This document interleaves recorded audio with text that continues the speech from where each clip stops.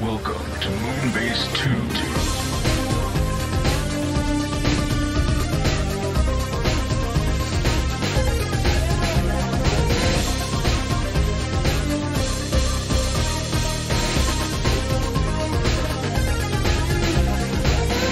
Hello, everybody, and welcome to the Moonbase 2 podcast with me, Andy, Corporate Commander TFW, and I'm joined this week by the King of Horses. It's Mikey G. Wolf V3. Hello, Mikey. More accurate than you think. It is related to something I've done this week, so I'm gonna weave it back together and make it make sense by the time we get onto what we did this week. I'm trying to figure this one out. Yeah, don't worry about it. It's fine. We'll get there. Mikey. It's been Andy, another is this week. something that should not be admitted in public. No. I don't mind admitting this in public. Doesn't mean it shouldn't be admitted in public, but I'll admit it. We're here to talk about Transformers this week, Mikey. There's actual news to talk about, which I was kind of surprised about. I thought we'd maybe have one story, but we have many stories, and a return of one story which I thought had been put on the back burner forever, and now it's back. I want to know, though, Mikey, because I want to check now before we actually get to the story. Do we have a translated version of the Transformers Generation Select Super Megatron webcomic? Not that I know of, but we have an overview provided by TFW. Fuck! They're not Google translating it. They're just giving a summary, which is preferable to what they usually do, which is Google translated. But I'm still disappointed. I wanted a full translation. Never mind, though. Shall we get into the news this week, Mikey? Let's. Right, let me kick you off, Mikey, with Kang with a C. Kang, not Kang with a K. Kang Toy is doing the CT Chiyo 02, which is the Land Bull. Land Bull being G1 Tantrum. We must have talked about these. Oh, no, we did. We talked about their Ferocious, which was Rampage at some point, didn't we? Or did we? We did. It was a while back now. Yeah, I thought so, but, you know, as we mentioned probably then as well, they all kind of blend together. Excuse me. We have coloured prototypes of this Tantrum then in Buru mode, in Robo mode, and in Reg mode as well. The Leg mode is as exciting as you would expect it to be. No signs of the foot, though. It is merely the shin. So we don't know how good or fancy the feet are going to be, but I guess it's suggesting that he's not going to come with the foot. The foot will probably come, I guess, with Razor Claw, right? Yeah, probably. Yeah. He has an accessory, which is a big sword attached to a big gun, so you can gun and sword it up. And his bull actually has a little nose ring as well, which is quite cute. There seems to be tamper-graph details on there, like details you'd see on like a Master Grade Gundam kit, like your warning symbols and your O2, and then little bits here and there, just to give it some extra pop, which I actually think is quite nice. It brings a bit more flair to the figure. But Mikey, how do you think this guy has turned out? Do you like it? Overall, I'm digging it. Robot mode aesthetic, it's on the chunky side, but it's the good chunk. The bull is really solid. Looks like it's got very good posability. I like the overall sculpt. I'm digging a lot of, honestly, yeah, I'm digging a lot of the design of this. The weapon is the weapon. I mean, it's just looking at it, just like that sure doesn't look like it clips into something else to make a bigger sword. Yeah. And hey, he's also a leg. He is. Is it me, or does he look a little bit more peach coloured than orange? Or do you think that might be the camera washing out the colour, potentially? I think he is very much on the peach side of things, but I don't think Rampage was particularly orange. He was not Rampage. He was. Tantrum. Yeah, he was. I'm sure he was. He wasn't peach.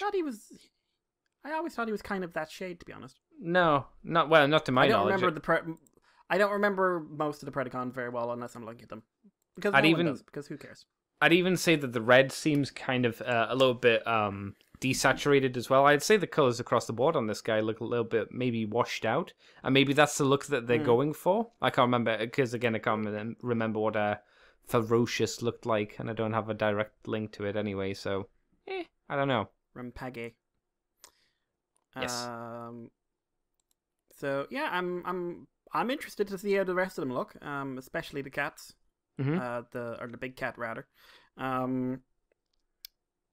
Yeah, no, I think it's turning out well. What do you Apparently think this of was the originally facial going to expression? be- What do you a bit hmm. generic, but that's what you expect, really, isn't it? Okay, I actually It's thought like, it's not too bad. grr. There's a bit of personality there instead of just a stoic, non-expression face. Hmm.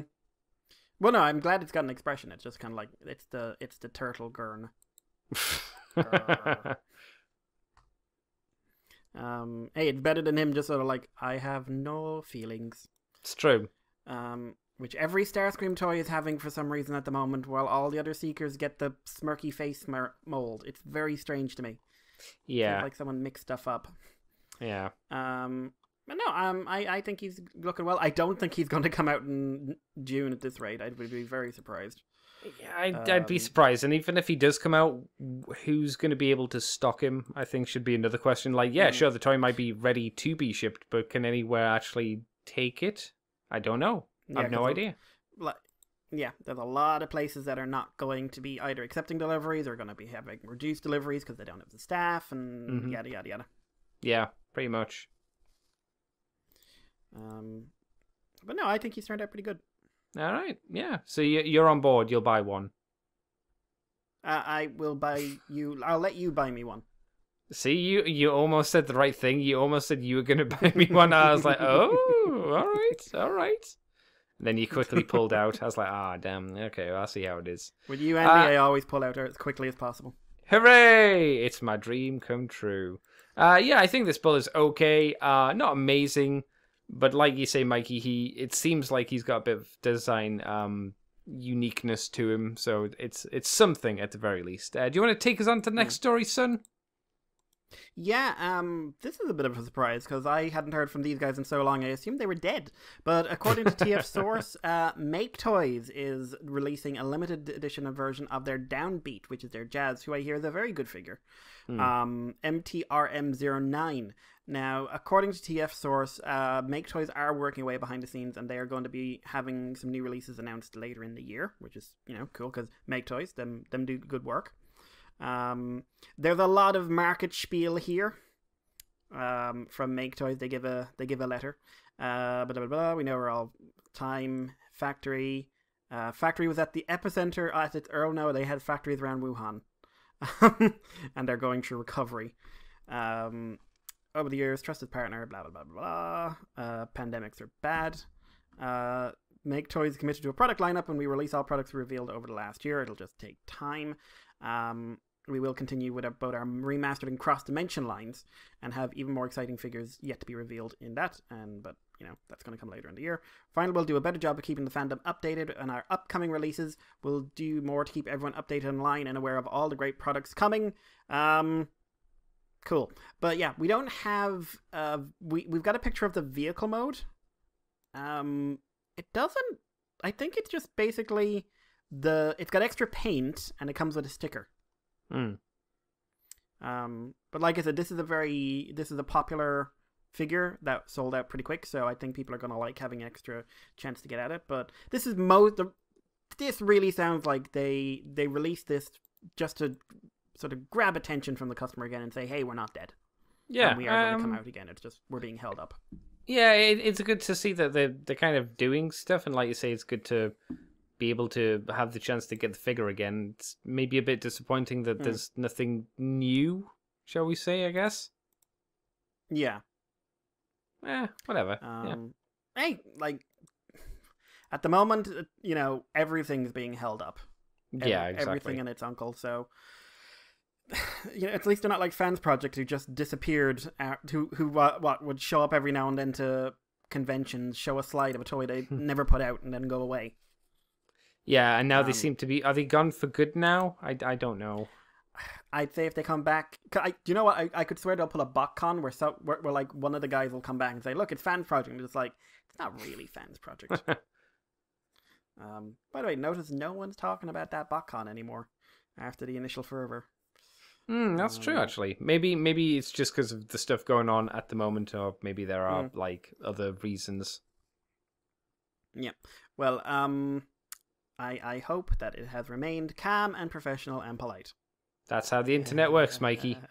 If you're interested in getting the MRTM09R Downbeat Premium Version Limited Edition, he'll be out in July at TF Source for $110, which isn't actually a bad price for a limited edition. No, it's fine. Is it a markup, do you know, from what the original was released at? Because I can't remember. I will have a look, see if I can find out.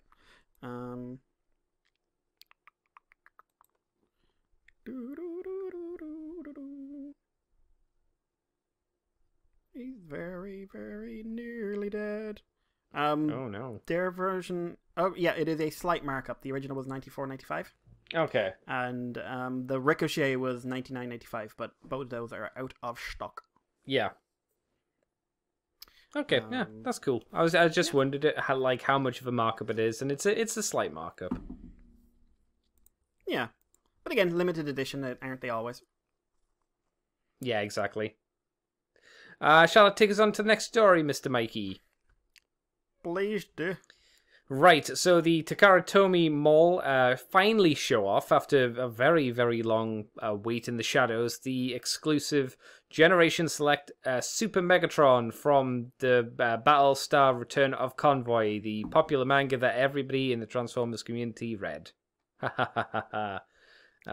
didn't. It wasn't a manga. It was a couple of pages. Oh no! In fact, that was one from the I think that was in Televicon. So I think it was just like a couple of pages comics. That because this came after Zone, which I think only got one issue, or no, I think Zone only got a couple of Telev pages as well. Oh my god! I think the last proper manga was Victory. Oh man, bummer. So, yeah. Well, this is Super Megatron. We have images of him, which we can talk about. Pre-orders for the figure, though, start from April the 8th, which that's pretty soon, to May the 7th. And he's going to be coming out for 6,600 yen, which is approximately, as of when this article was written, $61.42. Scheduled for proper release in late September. So, Mikey, as we know from long ago, and we can see now that this is a redo. Long time ago. A really heavy redo of the Titans Return Galvatron mold, who had, I would say, massive problems and was not a very good toy. And he's been retooled and retwiddled and refiddled into Super Megatron, and people are suspecting, and I don't think it's a crazy thought, that he will be able to make Ultra Megatron as well, the kind of mega of evolution. He's a quadruple changer. Yeah, I'm not surprised by that. When people were saying, "Oh, can you believe he does this?" I was like, "Yes." I kind of assumed that as soon as I saw the images. But okay, cool. Mikey, what do you think of Super Megatron? Even though we haven't seen Ultra Megatron. Yeah. Ultra Megatron's basically just like he's got a different chest and arm cannon, isn't it? And he's got a different alt mode, but yeah, there's some very minor tweaks. I don't remember him well enough. Yeah. I think he looks really good. The Galvatron, from what I heard, basically was a solid toy with two real big problems, which was the terrible headmaster execution. Yes. And the way the arm cannon blocked off the joints on the arm. Yes. Which it's not doing here because the cannon appears to be mounted like a normal fusion cannon, so the elbow looks fully functional, and he's got a real head. Yes. So for me, it's basically made it an acceptable mold and one I'd be interested in picking up if I had the cash handy, because my god, I'll need something to entertain me. So I'd actually be keeping an eye out on the pre-orders here, see where's the cheapest place cheapest you can get with a middleman or something like that. Yeah, because you're gonna have to middleman it unless you live in Japan, of course. The alt mode, it looks fine. It's nothing special, but hey, considering what they're trying to do. The robot mode looks solid. I like the overall, he's extremely chunky, especially the arm cannon, but that's Super Megatron's design. He's pretty, from what I could see, barring the shins, he's pretty on the ball to the artwork. Yeah, it's a pretty heavy retool, really. Oh yeah, it's massive retool. But hey, no, I think he looks good. What do you think?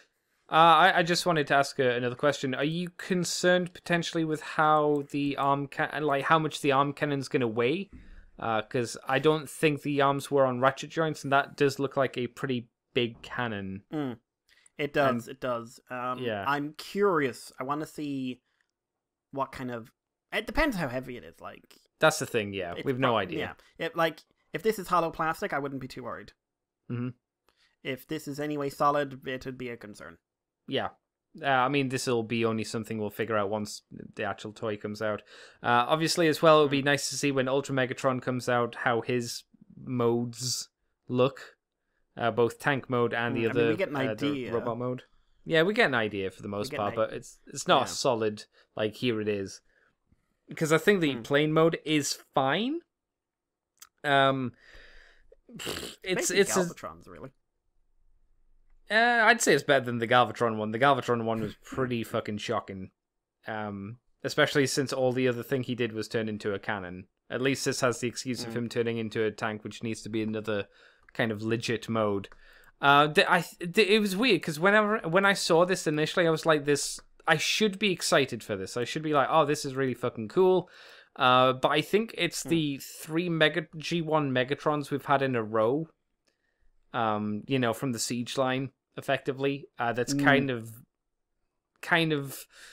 it made me sour. It's not his fault, basically. No, but I've been soured on the G1 Megatron look because we've just been hammered with it so much recently. It's kind of the Bumblebee Optimus Prime effect. It's like, oh, it's another one. I know it's referencing something that should be a lot cooler than how I'm feeling, but at the moment it's just like, well, there's another Megatron, I suppose, in that nice, which is a bummer. Yeah, I don't know. I wish I was more behind this. I really do. Yeah, but do you know where I'm coming from, though? No, I get you. Like this is the kind of aesthetic change I'd want from, to be blunt, the mainline figures at the moment, and it's the kind of aesthetic change we're simply not getting. So, for my part, I'm like, okay, cool. If this was a mainline toy, absolutely, I'd be out there buying this guy. Because to support that kind of aesthetic and everything else. It looks like I'm just looking at the art pictures. It looks like his cannon splits down the middle. To form the Ultra Megatron cannon. Didn't realize that. But we've been. It's not just that we've had Megatrons constantly. We've had the same Megatron, almost insultingly so, for several years now. Like the last time we had a Megatron who wasn't simply trying to be G1, that was still looking like a G1 style Megatron, was the Titans Return one. And that was a Blitzwing retool. Or pre-tool, if you want to go down that road. So this guy is unfortunately suffering just because especially now where the Megatrons we're getting are the least inspiring toys made by God. So unfortunately, Soups is just sort of suffering for other people's pain, because I think he looks like the best Megatron toy in a good long while. But he's just following up a couple of crappy ones. Yeah, I still wouldn't want disagree. to get the cel-shaded version. No, Mikey. I like that cel-shaded version. I also kind of like the G2 version, but I'm still mad it's not the right G2 version. I'm kind of terrified they're going to do the Earthrise one in proper G2 colors, because I don't want the Earthrise one under any circumstances. I fucking hate that cannon. But it's so good, Mikey. It changes the entire look of the tank mode. Yeah, but it also... Andy, why does a cannon have a shank? Because that's how cannon... have you ever held a cannon, Mikey? I've been in one. Fire me, boy. Fire me, boy. I don't know. Yeah, I don't know. Maybe this should have came out, or should have been announced a few months ago, and I think I would have been more excited before we got like 2 more of the Megatrons. But never mind, I suppose it won't be a bummer for everyone, it's just a bummer for me. But I want you, Mikey, to tell me about the comic that it comes with, since it comes from, a place of love that we both enjoy. Not the ultimate place of love, but... no, this is sort of the... That place is going... Well, look at it this way. They'll never be able to fuck up that place of love, because they'll never revisit it. And it ends on the best character of all time, Megatron, living out as the hero that we know he was. Damn Megatron. right. All hail him. Damn right. But in another universe, in another time, where Megatron's still a dickhead, we've got a Hayato Sakamoto comic going along with this, which unfortunately is kind of killing one of my hopes and dreams, but I don't think it's his fault. What's the hope and dream? We'll get to it. We'll get to it. Oh, But it okay. starts with the Unicron battle, except like it's got a bunch of Unicron related toys from the early 2000s, Yes. including the little the energy ball animals. What were they called? The little energon egg things. Yeah, they were it's got only the in Japan, Cybertron- weren't they? Yeah. They were a Kiss Player toy, if I remember. I What? think. Yeah, they were a Kiss Player toy. Okay. I think they were part of the storyline where they were doing concerts. That makes sense. I believe who's the guy with the shoulder? Oh no, they're all the same guy. Sorry, I thought it was someone else there on the right. But yeah, and a swarm of Cybertron Unicron toys, which I really like that toy. It was actually one of the first Transformers I ever bought as a collector. But I have a real affection for that toy. Mine unfortunately got smushed in an incident we won't repeat. Oh no. But yeah, Galvatron and Cyclonus are teaming up with Optimus, Hot Rod, and Pretender Bumblebee. And then Primus calls through and says, "Use the Matrix," and Optimus is like, "Oh, the Matrix, shit, I forgot I had that." And then he does the usual thing. But then Piranacon shows up and spoils the time. And you've got, or rather, like, it seems like Optimus is having some kind of flashback. To the Unicron battles, being reminded again that the Matrix does shit, and we're coming back to the Piranacon toy, and he's about to kill Optimus, and then boom, headshot, as Super Megatron emerges, and they're like shit, and Super Megatron is like fuck you, and for some reason I think Piranacon turns all his limbs into guns. So Piranacon now officially, because Sakamoto, officially has what I can only call a Megazord tank mode. Yes, yeah, that's exactly what that is. Yeah, good point. Yeah. Also, the G2, the Beast Wars Seacons are killed off by Super Megatron. Boo. Yeah, I feel like someone had their repaint cancelled. Because there's no way the Tentakill toy looks the way it does, and they weren't intending to do that into Cilia. Yeah. Because so we can dream, but we can dream. Bummer. In fact, I think that's Cilia's hand that Half Shell is reaching for. Oh no. Yeah. Anyway, Super Megatron literally drives through Piranacron, blowing him to bits, and then he goes for Optimus, takes a few pot shots. Optimus uses the power of the Silver Energon Matrix to become Star Convoy, and then Star Convoy uses the power of lying down, which he apparently learned from Piranacon, to blow the shit out of Super Megatron, because that base mode never looked good. No, and it still but doesn't. Super Megatron, Even by Sakamoto style, it doesn't look good. Yeah. And then Super Megatron apparently is eating people. Oh, Actually, we're back to Kiss players. Yeah, no, like very similar expression. He's got blood coming out of his mouth. I can't tell if that's him having actually eaten someone, if it's supposed to be like, oh, I'm so badly injured. And I just like the idea, like, oh no, in this universe, he's got red energon. Remember red energon, Andy? Oh, from Smallville. Yep. Smallville, yes, Andy. He picks up one of the Battle Beast characters, who unfortunately does not turn into a Target Master because this is a different version of her, and goes to bite her head off and give me the Matrix or I'll bite her brain. And Star Convoy is like, take it, I'll save this tiny pink cat girl. And using that, he transforms into Ultra Megatron, who has longer wings and a different gun, and turns into what we are calling a cannon.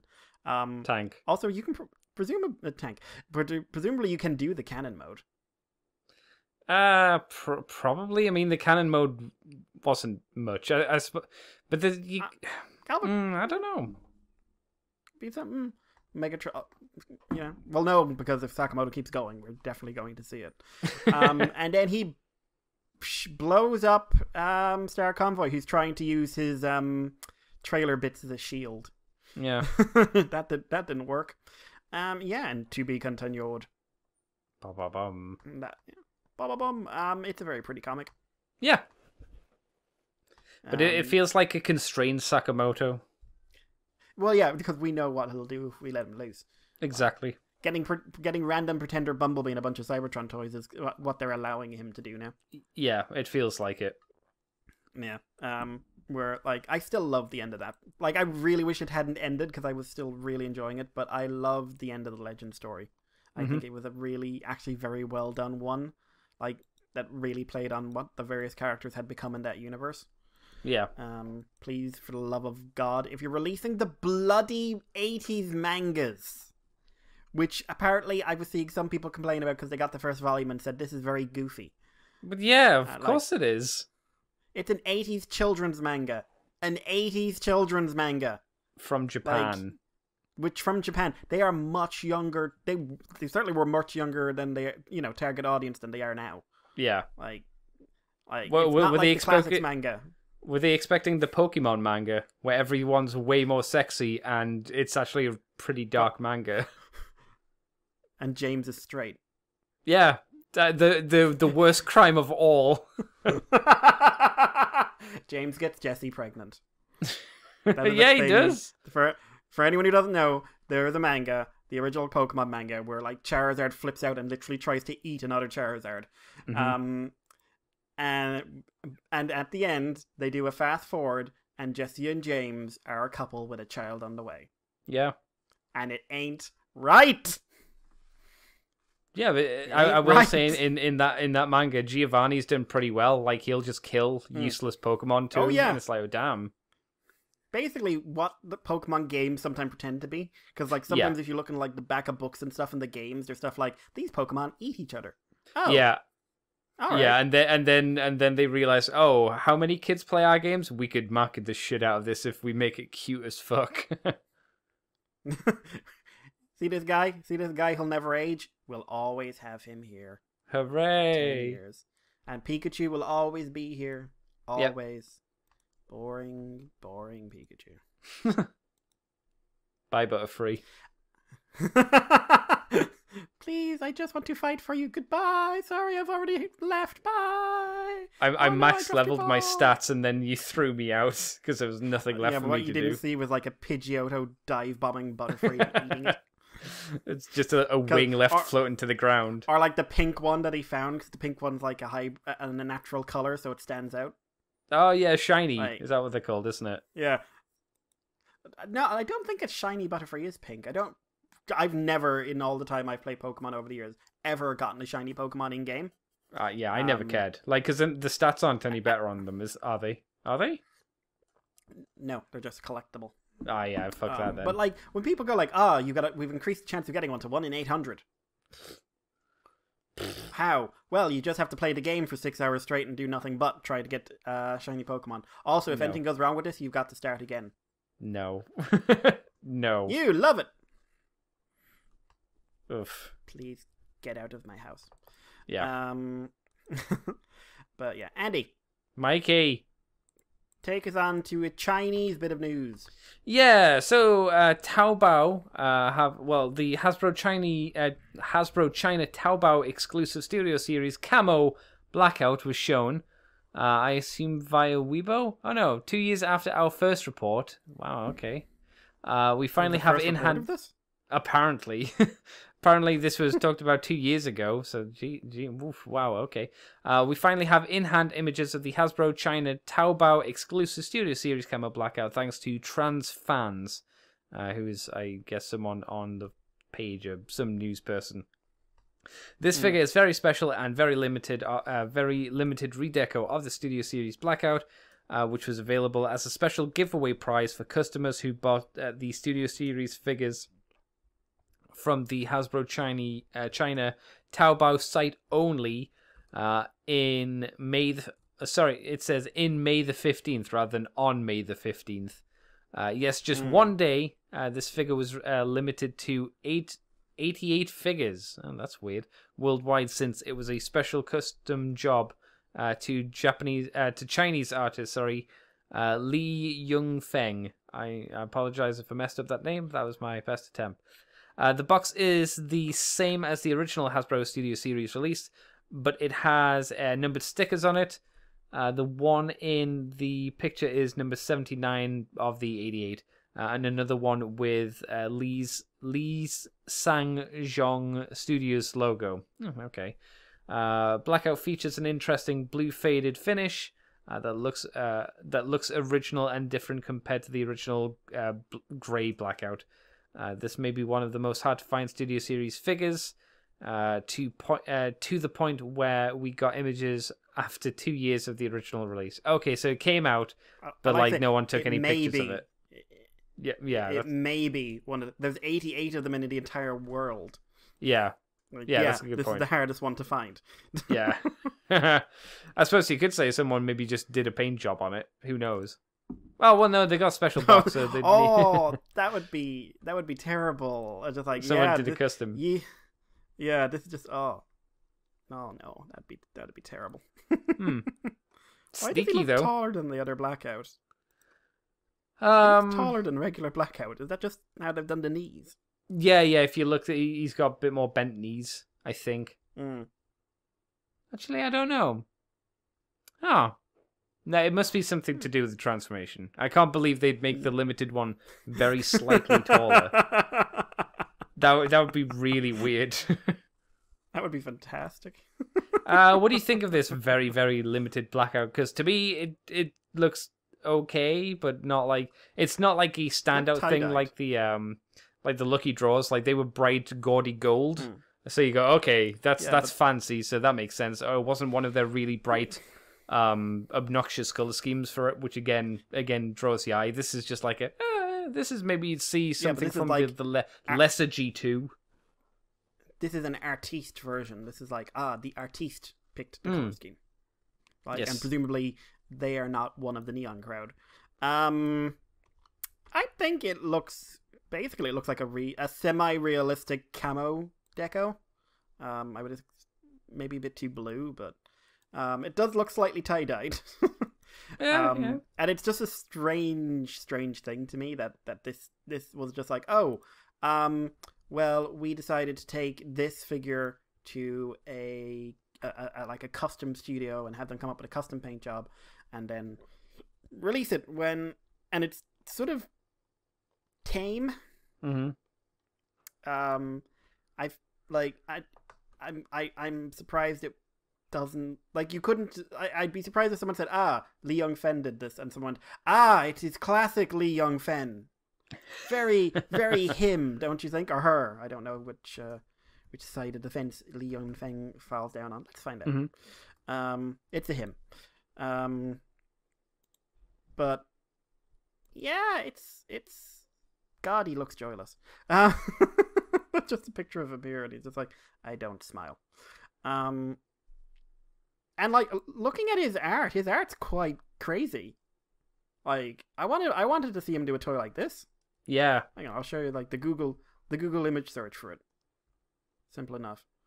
But like if he was doing some stylized stuff in some of this regard, like if he'd just gone to town, like I would have been way more into that. When you say gone to town, you mean porn? Well, I mean, he doesn't seem to have any porn, apart from that one lady who seems to... her backside's trying to escape the picture. It's kind of like she's been punched in the gut and she's flying to the right. Yes. Yeah, it's not bad art. Yeah, it's pretty nice. Yeah, like if we had a Blackout with some of this on it, or like a stylized image or something like that, I think that would have been way more appealing than Lee, do us a custom paint job. I don't know. Tie-dye? I've got a tie-dye set here. I could tie-dye the toy for you. That'll do. Slap it on. Can I have one?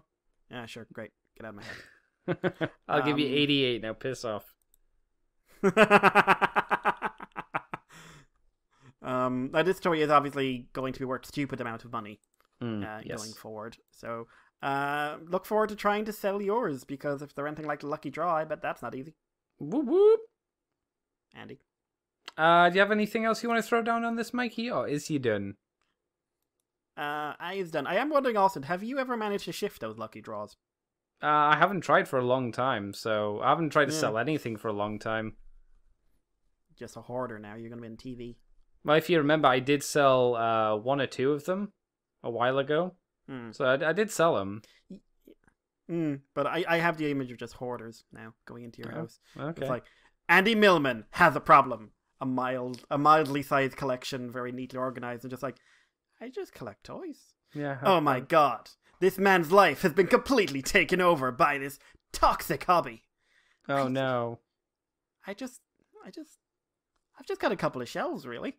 Man, if only I drank and did drugs like everybody else. Ugh.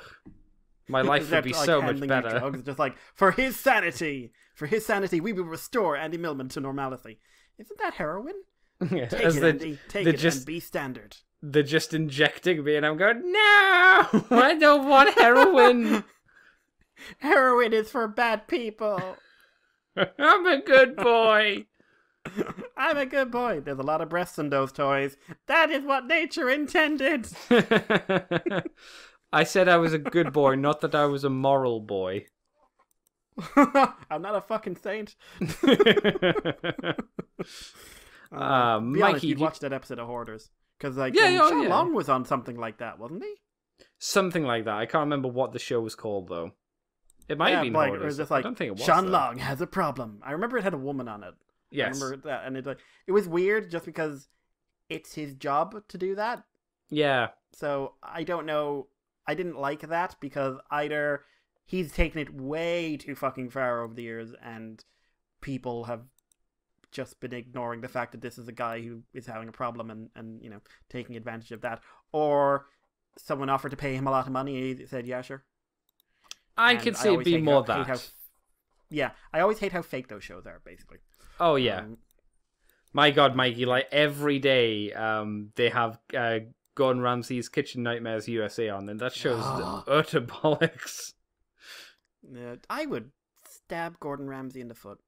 I wouldn't, because I think he makes nice food. I just think he's on a lot of trashy shows. He doesn't need his foot to cook. You know, like he probably makes nicer food than I do, and not that that's a desperately high bar. So I was going to say not the highest of options. No, I'm happy to admit that. So you know, if he wanted to cook me food, I'd be like, oh no, don't make me nice 5-star food, Gordon. Blech. Anyway, no. Mikey, do you want to take us on to our next story, sir? Yeah, so, Transformers Earthrise Target exclusive 2-packs. We have 2 packs of 2 packs. These are going to be out in Target in July, I believe. Maybe. So, maybe. Always a maybe on these. So, the first one is a 2-pack of the Decepticon clones. So these are the figures that came out there a year or two ago, and these are basically the Takara versions. Apparently, there's 1 or 2 new paint apps, but these are the Takara versions. You'll be able to get them for $24.99, which I don't think is a crazy price. No, it's I think that's fair.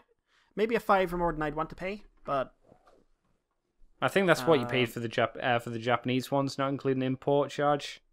True. So yeah, to be fair, yeah, it is probably cheaper than getting the Japanese one back in the day. So, more fool all of you who bought them. Haha. I got them. I'm happy with mine. I got mine 2 years ago.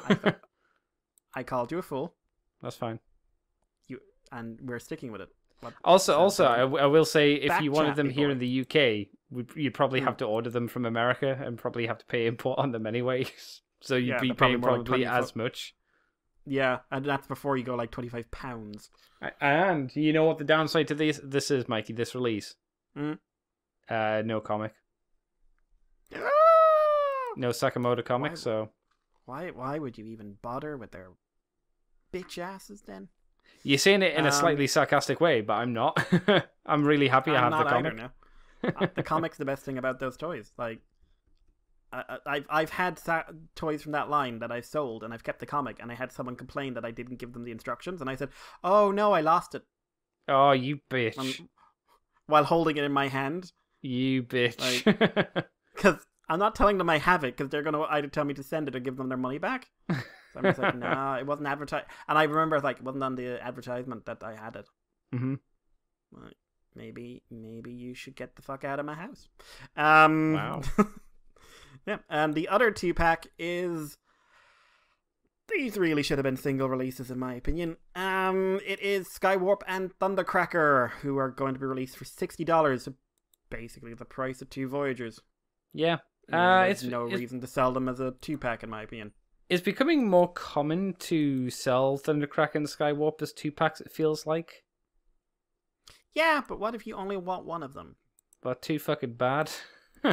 Wait, with like the Rainmakers or something like that, I get it, but when you're talking one of the main 3... Skywarp has a new face mold, which is Skywarp screaming. Thundercracker has a very stoic look. I don't know if the same as Starscream's, but it's fairly emotionless. Yeah. So, I mean, I would want a Thundercracker because I am a sucker. Even after all I've said about those, I'm still not picked up a Thundercracker I was super crazy about, so I'm constantly looking for a better Thundercracker. Like, the closest I came was that leader one from the Jetfire, and that's just because that was in the comic. Oh, yeah. But the Skywarp, I mean, they both look good for what they are. I mean, they look like Starscream, just different coloured, which is what they are. So, you know. Yeah. They're fine. Yeah. Like, they're not breaking the mold or anything. No, these are two odd releases. Like, I don't know why they're doing the clones, at least Pounce and Wingspan, as like a 2-pack when they technically have already released them.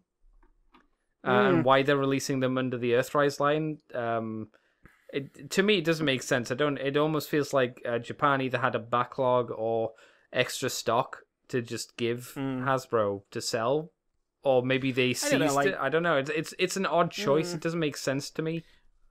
Like, it's kind of funny looking at the pictures here because they clash with Thundercracker and Skywarp. Yeah, you can tell these two toys from a very different line. Yeah, like the detail level is very, very different. Yeah.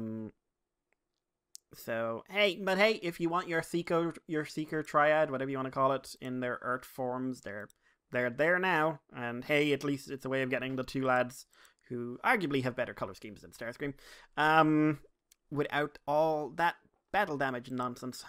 Yeah, that's a good point. Actually, it doesn't look like they've got any woo on them, so that's a plus. But yeah, so there is that. Andy, any thoughts? Like I say, it's weird. I get why they're doing Thundercracker and Skywarp as a 2-pack. I don't agree with it. It's weird that they are exclusives, aren't they? 2-packs. Yeah. Walmart. I find it weird that they are exclusives. Because, you know, most people... okay, Pounce and Wingspan, fair enough. But Thundercracker and Skywarp, like you said, are ones that most people would probably want to grab. Not everyone, but most people.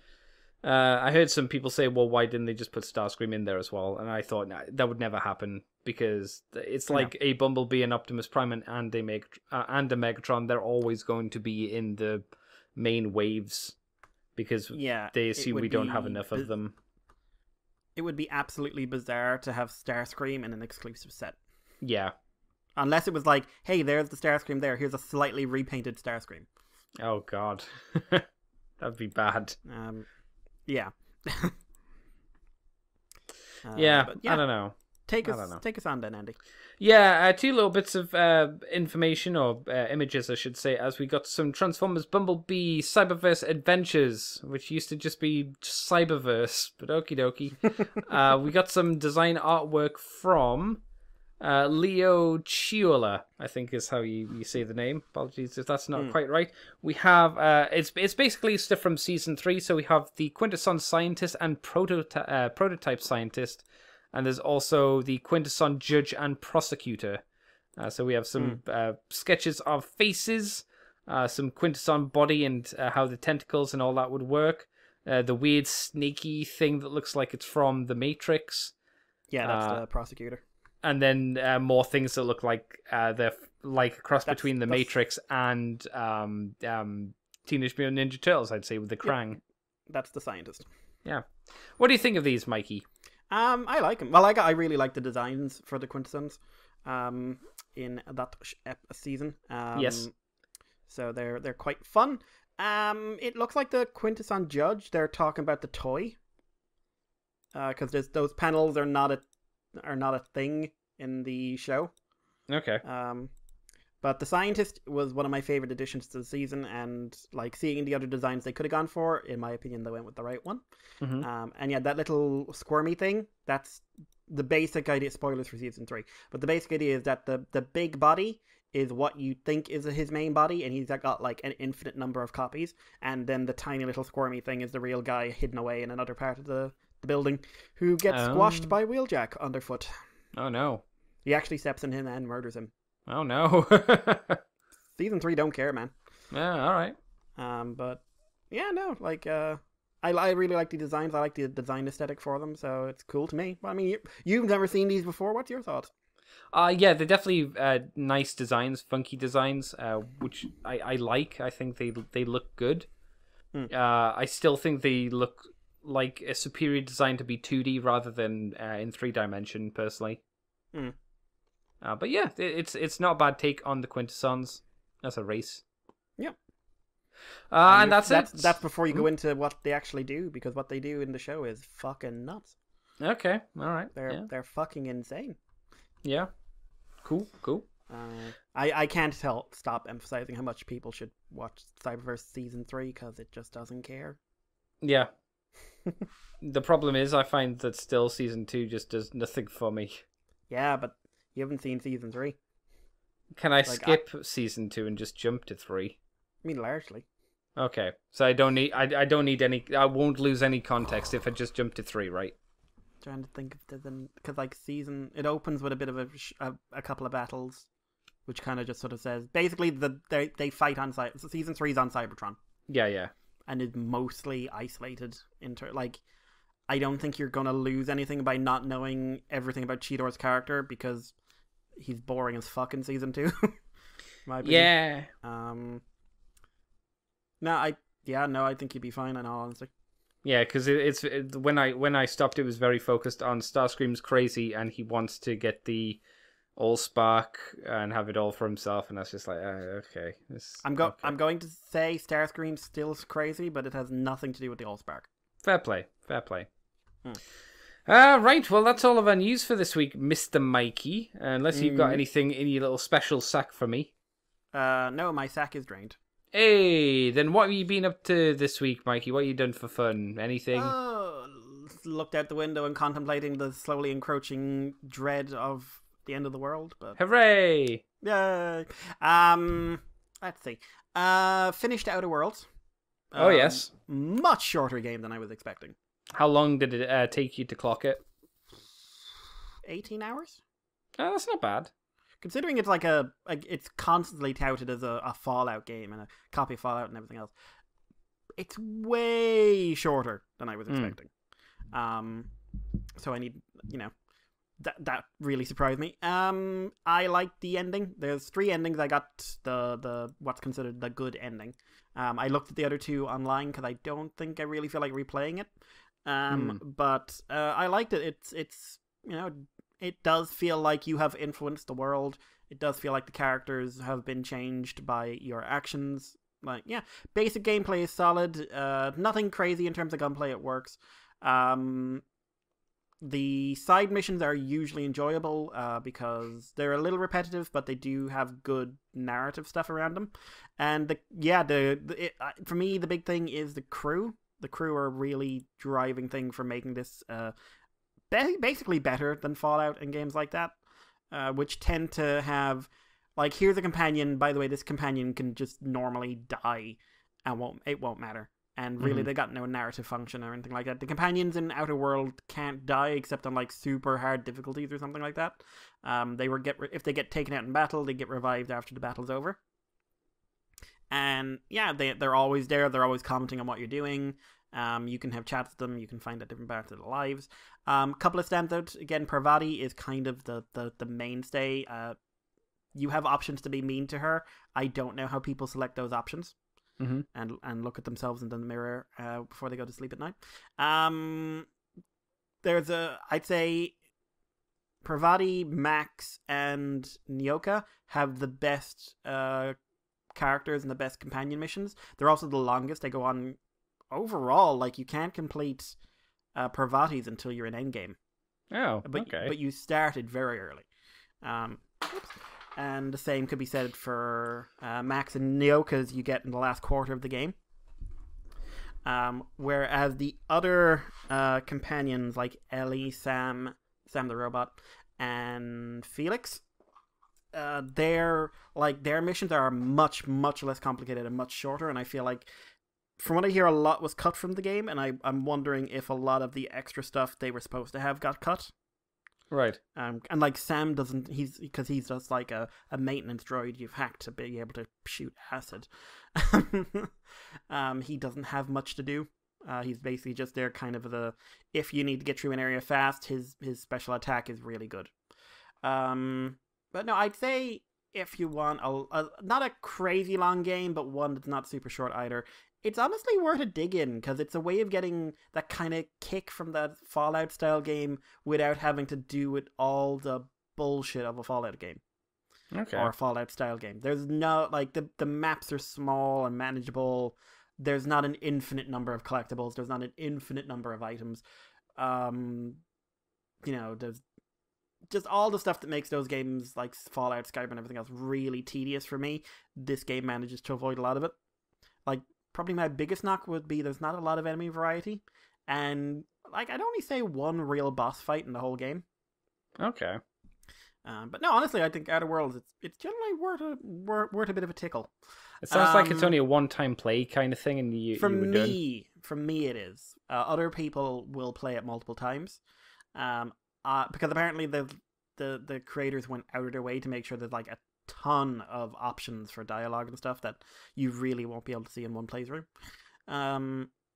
But for me, if I came back to it, it would be a year from now or something like that, you know? Okay. Yeah, game-wise, I didn't do much else, did I? I'm just thinking. No, not really. Played a bit of Ape Escape. Wow, that's a bastard old game. Ape Escape 2, technically. Wow, I forgot how bad the dub was on that. Oh no. They're all very, very Cockney. Really? I wouldn't have guessed that. It sounded like it was dubbed by the same team who used to do stuff like Dennis the Menace or something like that. Oh no. And like, yeah. Now, so it's like, alright, Hikaru, mate.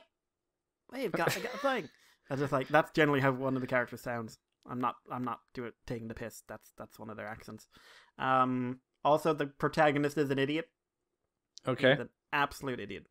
But yeah, replayed the Final Fantasy VII demo as well, which was like my fastest playthrough of it. Like, I've done like I went. It took me an hour the first time, and it took me about 20 minutes the second time. No, this would be the third time. Just because you figure out the mechanics and everything else. TV wise, it's been fairly busy. Because hey, I've had stuff to do. Hey. It's just our time to see stuff. So continue on DS9. I'm in around. I ease back a bit in that now. I'm in the middle of season 2. Okay. Last one I watched was Armageddon Game, the start of the Bashir bromance. Yeah, well, arguably the second. The first one was the storyteller, but yeah.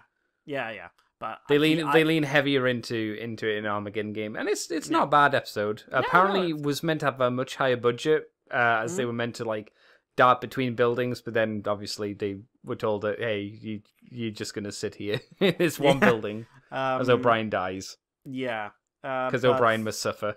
Yes, because his name is like I think the next episode up is the one where he thinks everyone's against him as well. Oh, that's a really good episode as well. I really like that one. Why do you all hate me? We don't hate you. It's fine. Go to sleep. No problems. Yep. But yeah, but that's a really dark idea. It's like, we need to prevent World War III. How? We're going to murder everyone who knows about World War II. Yeah, it's not the best kind of solution that they could come up with, really. No. It's also slightly funny to me, as like, you've got the end where Cisco's in the runabout, and he's just like, you can't outfight us, Captain. Or Commander. Or just like, oh, well, I'll die trying, blah, blah. I'm just like, this had been a year from now. And if he'd pulled out the Defiant. Like, you can't outfight us, Captain. Decloaks. Open fire. Shit. Blow those motherfuckers out of the sky. Did you find it weird that this is like one of the only times where Keiko shows that she cares about miles, and it's And then one she of get it those. wrong. Yeah, she got it wrong because of course she did. Because it's like he never changes his schedule. He's a human being, of course he can. And he's What are like, you doing? I drink coffee all the time. Yeah. Oh, But it's you also only like- drink it at this time. Yeah, but believe it or not, I'm working hard. I didn't have time, so I pushed it back. Yeah, I would also say, like, if a grieving widow burst into my office and said, "Quick, my husband's alive, I know, because he's drinking coffee at the wrong time," I maybe wouldn't do what Cisco did and go, "Right, clearly she's right." Would you have been more bitch? Get the fuck out of my office! You're wasting my time. Throw a baseball at her head. That's why he has it there. Yeah, just bounce it off people who annoy him. But it's Get it's out of my like, room. that was a moment where you could say, "And I can feel the script." Yeah. Like also one I thought I'd like more and ended up kind of not liking. It was the first one that introduced Dr. Morrow, the doctor who used to work with Odo. Oh, okay. You didn't like that one. I thought I remember liking it a lot, and then I rewatched it and just like maybe it's the lines or the performance, but that actor feels very theater. Okay. And he Yeah, I can performed- see that. And also, it made me realize at no point, like, we know, because you and I have watched a lot of the show, that the reason Odo is lashing out is because Morrow's experiments were, from his point of view, torture. Yeah. And Morrow is so into his work, even after all that's happened, even after realizing everything he must have done to this poor creature, it's never really sunk in that he tortured him. And that's never mentioned in the episode. Well, You it just wouldn't know there's be. a lot, but you'd feel like where he's screaming like, "What? You can't trust anyone but you," and I'm just like, "Trust you after what you did to me," or something like that. Yeah. Instead, there's just like, kill you. But you got to remember at that point it wasn't. They'd probably no idea that was the road that they were going down. Yeah, but then in which case, I really feel they should have had some. It just kind of. It felt like Odo was just being this prick to a guy because he said, "You're not my real dad," took all his stuff and ran away from home. But it does make that's why it's good later on, because it does kind of, it makes more sense because it builds on why there is such animosity between them. Rather than, like you say, he just wanted to get out there, like I'm a teenager kind of thing. Like you say, there's legit reason. But yes, if you take it as a standalone, it doesn't make as much sense. But I do think it does build on it quite well, and it's not a bad stepping stone. No, but it's one where I feel like the writer who came next when I can use this. Yeah, I would agree with that. But yeah, oh, completely took me by surprise. April Fool's Day, Adult Swim released a new episode of Primal. Yeah, and it wasn't a joke. They actually did it. No, it was great. They actually had to put up a post saying, "This is not a joke. We've released a new episode." It's listed as episode 6, but apparently someone confirmed it was actually episode 8, which would explain how there's no follow-up from episode 5, which was where the last one ended.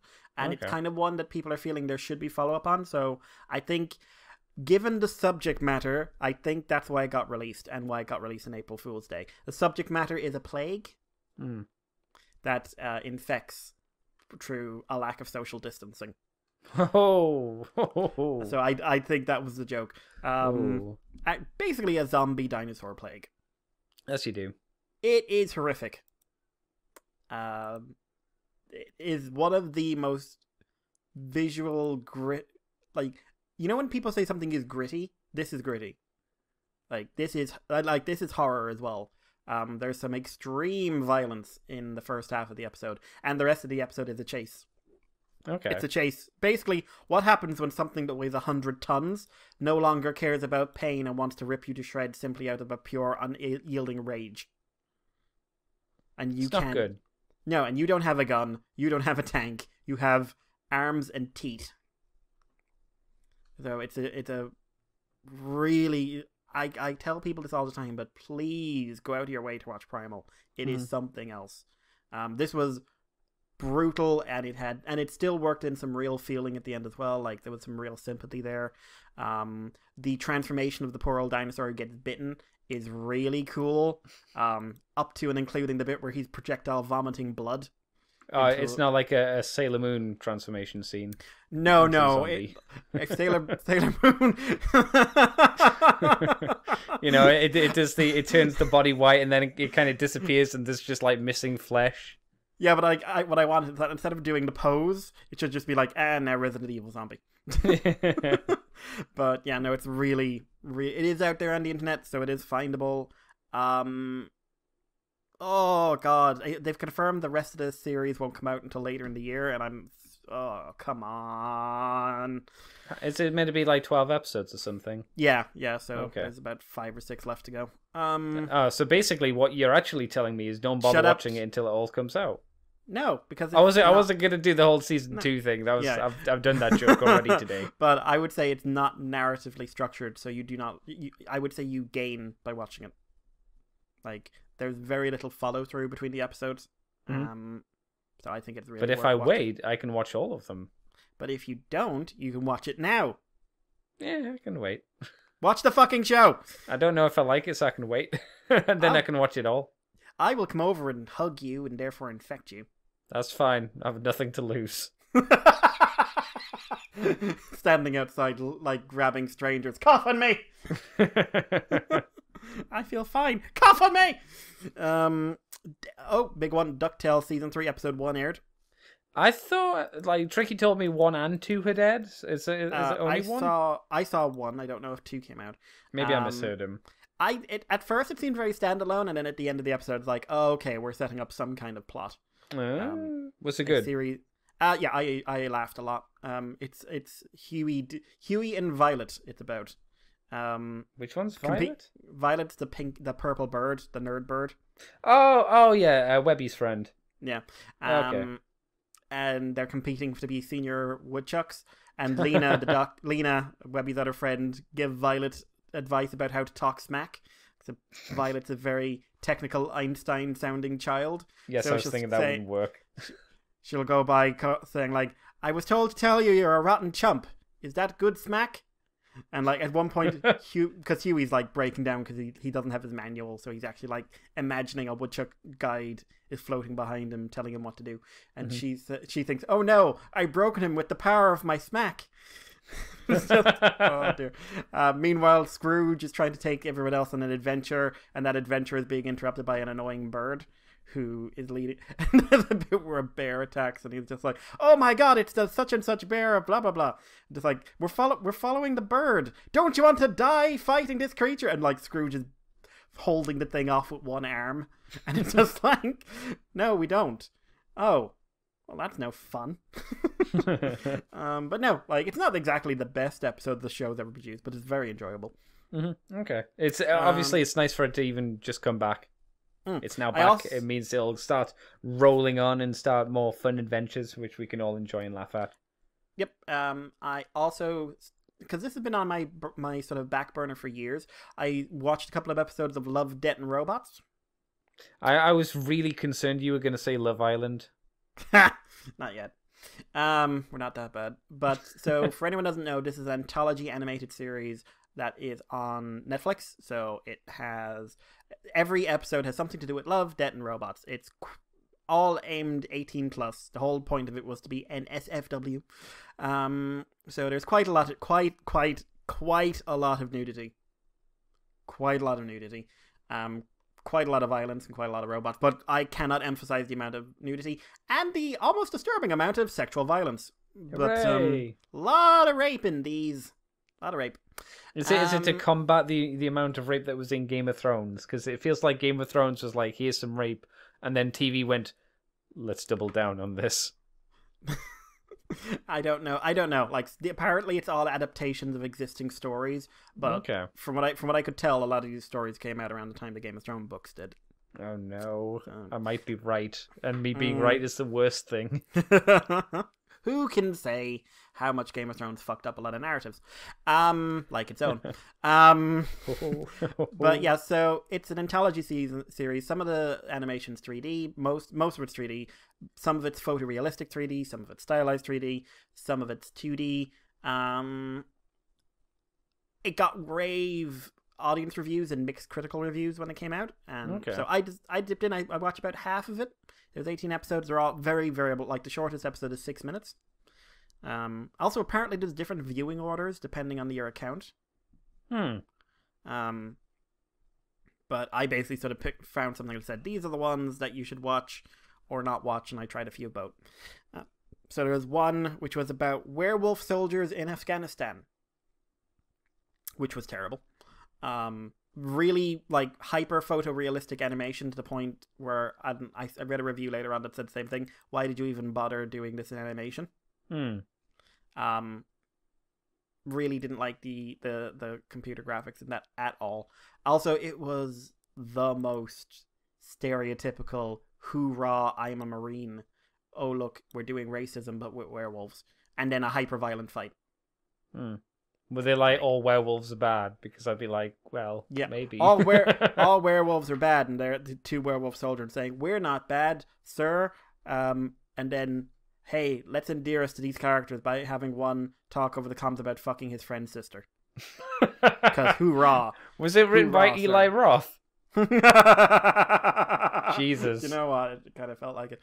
I mean, the fight scene has some cool bits in it because it's like Taliban werewolves versus military werewolves. What? It's this feels mildly racist, I'll be honest, but yes, a pair of Taliban werewolves. That's weird. It's very weird, especially like one of the werewolves is super old, so it's like this old like. Nyeh. I mean, the transformation's kind of cool because it's one of those ones where Helsing did something similar, where it, like tears the skin off, Okay. like just sort of erupts from under the skin, which is something I've always liked. I also watched Suits, which was a really fun one. Farmers protecting their cattle and crops from alien parasite monster things with really like built at home style mech suits. And it's quite fun. I mean, the action is not the best because it's mostly them just standing still firing. But it's a fun one, and there's a little bit of heart to it. I watched a couple of other ones, but the standout one, there was one about a sort of kitsune who, because of industrialization, loses her powers, gets turned into a sex slave, then gets captured by, because for some reason in the early 20th century they had advanced robotics, gets turned into a sex slave, then gets kidnapped by a guy who can only fuck machines, and has her unwillingly turned into a cyborg to the point only her brain and face are left, and then he rapes her repeatedly until she murders him, and then her old boyfriend built her a robot body that can turn into a fox again, and for some reason insisted on putting nipples on the new robot body. Like, I get why the sex slave version has nipples. I don't get why the version, which is her, which she then uses to go out and murder rapists, by the way. What, the nipples? Yeah, the fox body. Oh, not the nipples. The nipples are just superfluous. Okay. Except there's a really awkward scene where he's like picking up her breast to put on her chest, and like someone was just like, and now we need to make sure these are sculpted. This like apparently this whole idea originally came from wanting to reboot heavy metal, and I'm just like, I can see it. But the standout one, the absolute like, this is the one I would say on its own is worth watching, was Sunny's Edge, which is kind of a really violent version of Pokemon. About a lady called Sunny who, guess what, Andy? She raped. She was gang raped and beaten and cut in the face many times with a knife, but she's still hot. And her friend, for some reason, wears a jacket and nothing under the jacket, but the jacket's open all the time, so she must have like the jacket pasted to her breasts. No, it'd be the double-sided sellotape or something, Probably. right over the nips. I did that, like, or because it's like sci-fi, because it's sci-fi London as well. So there's probably like maybe her nipples have little hands and they're just holding the jacket. That'd be horrifying. Instead of having nipples, they have little hands there. Oh God. But they're in sort of a monster fight ring. So they have these bioengineered hyper monsters things that they basically jack into mentally and pilot. And the whole story is Sunny's one, which is Carnivore. Not carnivore, Khan as in Genghis. Ivor. Who's kind of like a cross between a dog, a Komodo dragon, and an octopus. Quite a cool design in all honesty. And like they just have the basic story is they have a fight. And then there's a twist at the end. Sunny's Edge. Why? Because Sunny never loses. Sunny has won 17 matches out of 17. Why can't she lose? And she says, oh, it's because I'm the only woman piloting. And spoiler, it's not. There is something else going on with that. But really good fight scene. Really, really good fight scene if you're into monster fights. Some good twists and turns to it. And there's some really cool visuals. And like I said, there's a good twist at the end. I'd like to read the story that one's actually based on. See if they've changed much. But I don't know if I'd say I recommend Love, Death, and Robots. Okay. It's just, I would say find a friend who's watched it and ask them to recommend the ones that are worth watching. That anything else, I would say, because there's just 18 episodes on of what I've seen, I'd say you're looking at half or below average. And like there is a almost creepy level of sexual abuse in these. Like, I usually wouldn't pay much attention to it because it's like, okay, you're working in it's a narrative, how you do it, blah blah blah. Look at the wonderful world of television today. But this is, at times, I'm really uncomfortable how deep into it they go. Also, like, there's a weird scene with the werewolf thing where for some reason he runs out naked into the desert to fight the other werewolves who are also naked, which feels very strange to me that in the middle of all this they'd be concerned about their clothes. We are about to rip each other out in half, but this is my favorite shirt. I mean, to be fair, if it is your favorite shirt, you don't want it ruined. Let's be fair. Let's be fair. The reason they did it because they wanted to have a full frontal 3D, significantly side male wang flopping about, which is the same reason they have a lot of women taking their clothes off, because they want to have the significant boobage. Because none of the women who take their tops off are like A cups.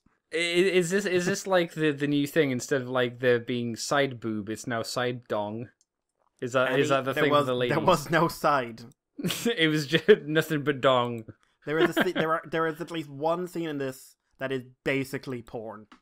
Yay! You see everything but the in and out, but you see before the in and out and like horrible fat man with erection is how to describe that scene. Oh no, they went for the Japanese ugly bastard tag.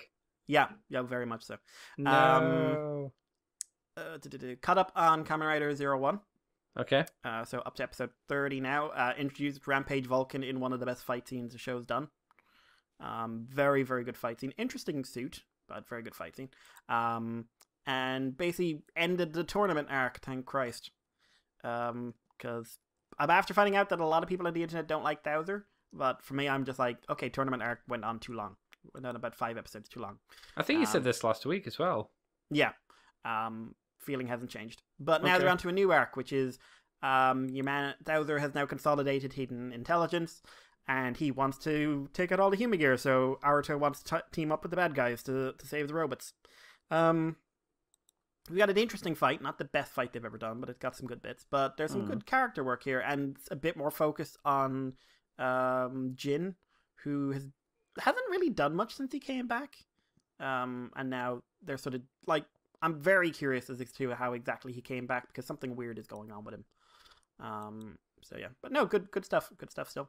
I watched an episode of an anime called Listeners. Have you ever heard of Listeners? I have not. So it's a new series done by Madhouse.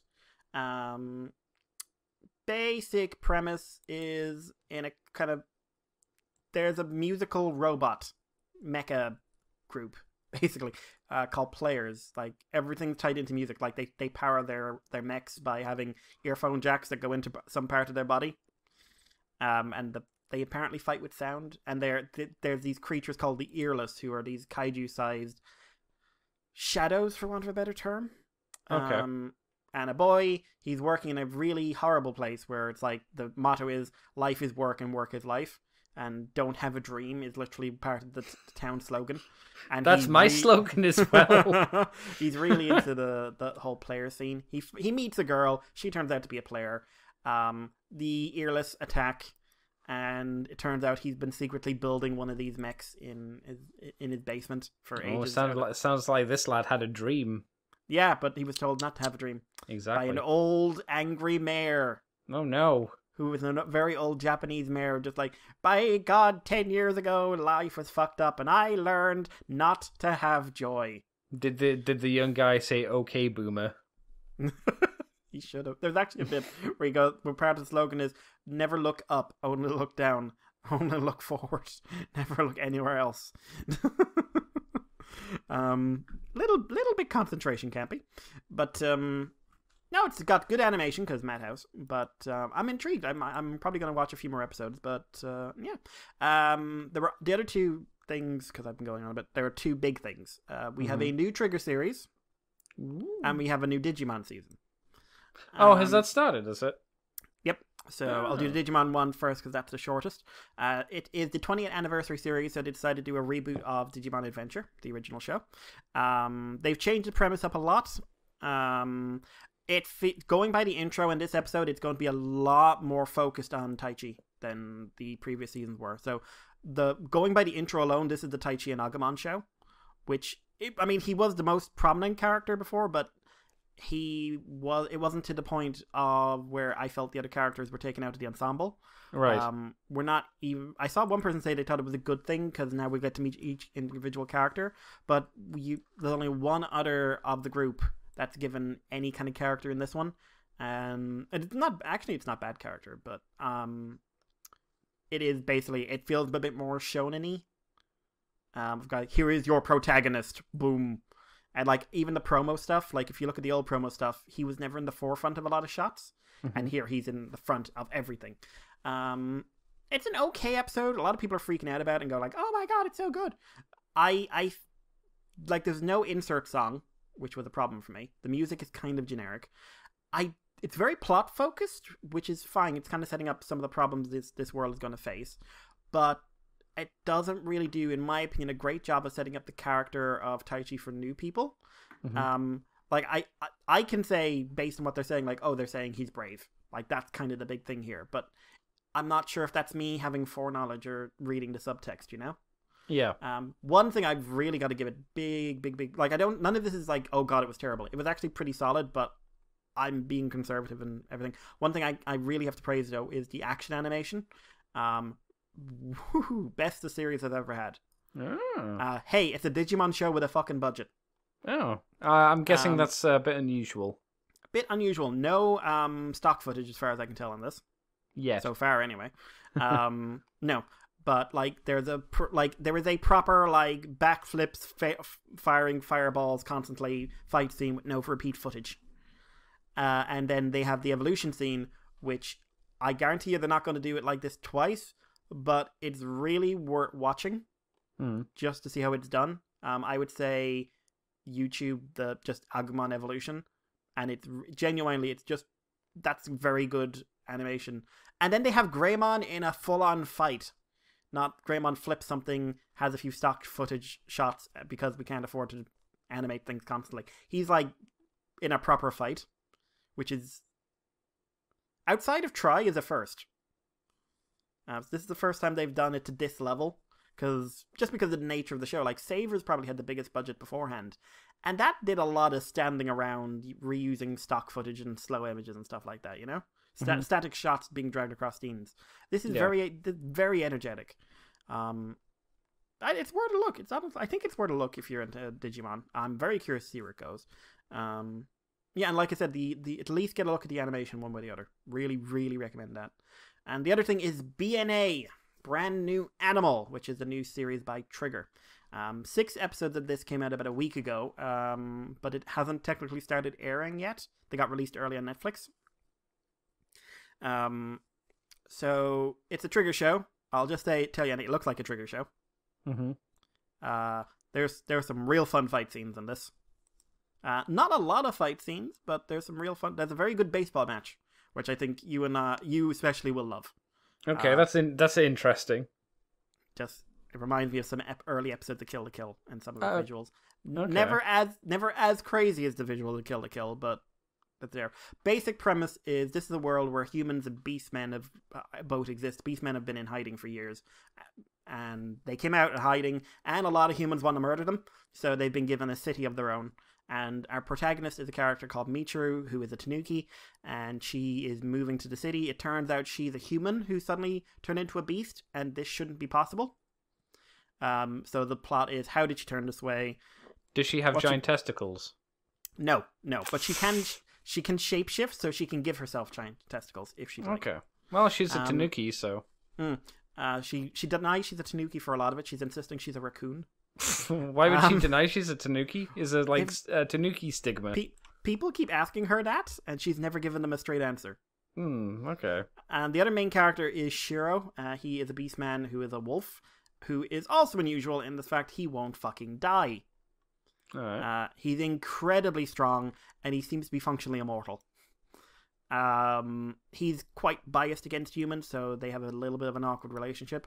And yeah, there's like a dodgy company. It's got some dark themes. This one, it's got human trafficking, racism are kind of big things in this. It's also got a beluga who's a gang war, like a mobster.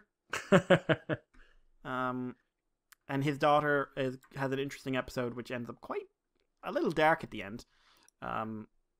But right now I'm like sitting. It's being written by the guy who did Kill la Kill, which obviously is something to pay attention to. But right now I'm thinking this is probably a 12-episode anime, and it feels like it should be longer.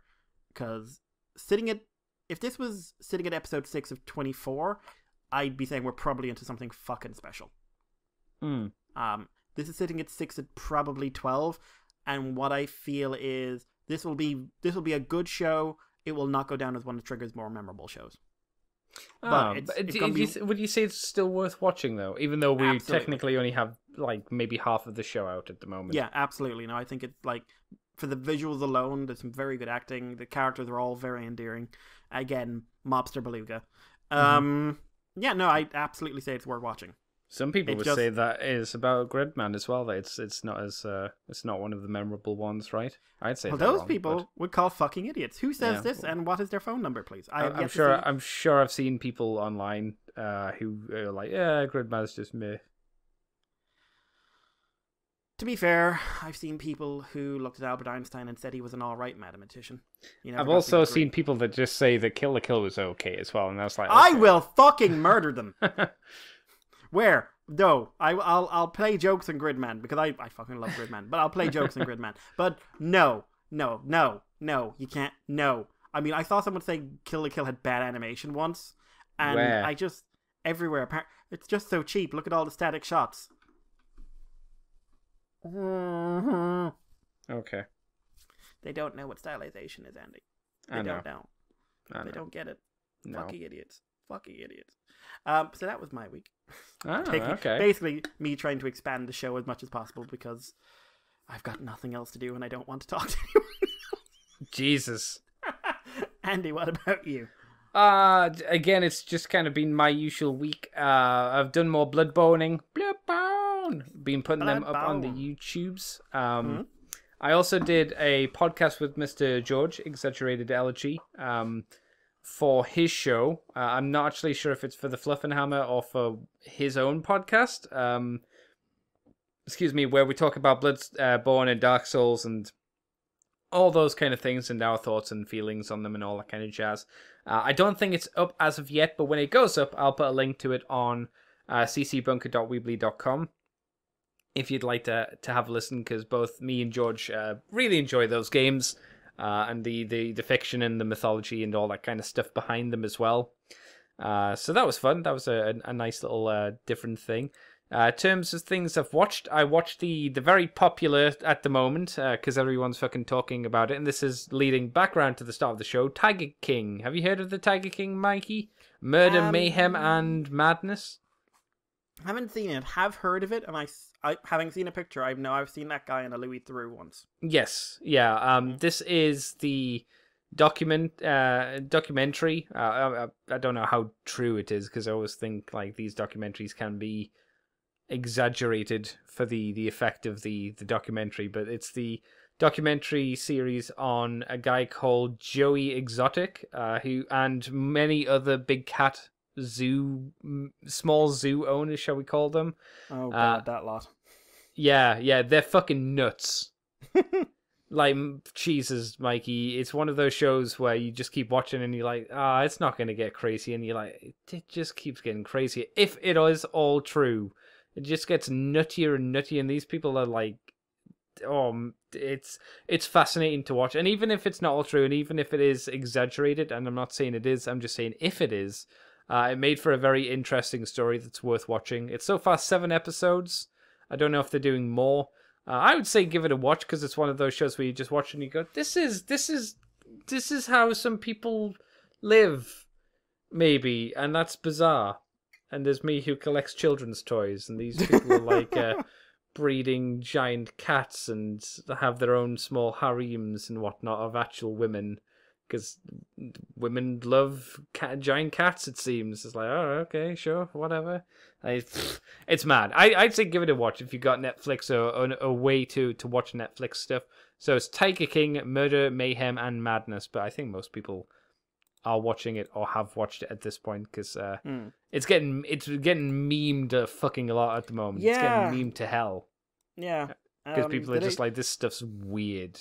I mean, real question, just because it's something I'm interested in. Did they talk about how the tiger, they don't know anything about what they're doing?